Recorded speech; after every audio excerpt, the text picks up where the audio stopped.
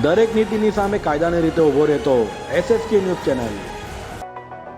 Surat police parade ground ખાતે રાષ્ટ્રીય માર્ગ સલામતી મંથ 2024ની ઓપનિંગ સેરેમની યોજાઈ હતી। સુરત પોલીસ પરેડ ગ્રાઉન્ડ ખાતે 25મી જાન્યુઆરી 2024ના રોજથી રાષ્ટ્રીય માર્ગ સલામતી મંથ 2024ની ઓપનિંગ સેરેમની યોજાઈ હતી।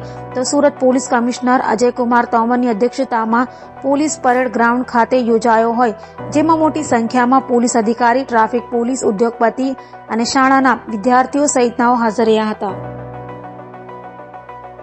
સેફટી મંથ 2024ના શુભારંભના આ કાર્યક્રમમાં આજે મોટી સંખ્યામાં શહેરના આગેવાનો, નાગરિકો, સ્કૂલના વિદ્યાર્થીઓ, પોલીસ મિત્રો, RTO વિભાગના અધિકારીઓ, બીજા વિભાગના અધિકારીઓ અને મોટી સંખ્યામાં મીડિયાના મિત્રો પણ હાજર રહ્યા।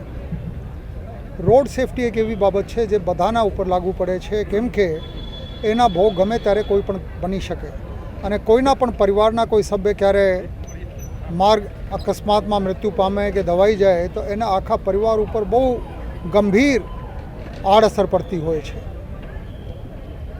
આપણે આ બાબતે વધારે સભાન સચેત બનવાની જરૂર છે, શિસ્ત કેળવવાની જરૂર છે।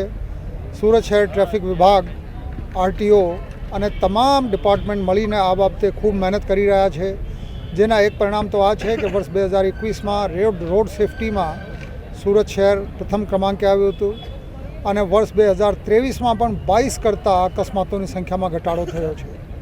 પરંતુ ભારતનું અર્થતંત્ર, સુરતનું અર્થતંત્ર જેવી ગતિથી આગળ વધી રહ્યું છે, એવામાં વાહનોની સંખ્યા વધી રહી છે, નવા વાહનો છે, પૂર ઝડપે દોડી શકે એવા વાહનો છે। એવામાં બધાની જવાબદારી બની જાય છે કે રોડના નિયમોના પાલન કરો, રોંગ સાઈડ વાહન હાંકો નહીં, હેલ્મેટ લગાડીને વાહન હાંકો, કોઈ પણ રોડ સાઇનને ક્યારે અવગણના કરશો નહીં, 4 વ્હીલર ચલાવો તો સીટ બેલ્ટ લગાડીને રાખો।